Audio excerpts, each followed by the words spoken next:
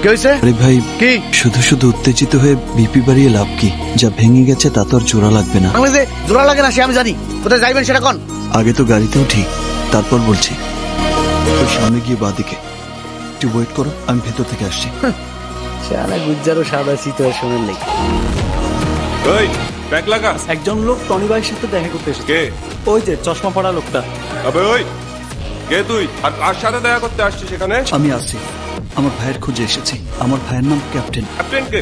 Tony ভাই চেনে। Tony ভাই কোনো ক্যাপ্টেনকে চেনে না। একবার টনি ভাইয়ের সাথে দেখা করিয়ে দিন না প্লিজ। বললাম তো চেনে না, যাবাক। এই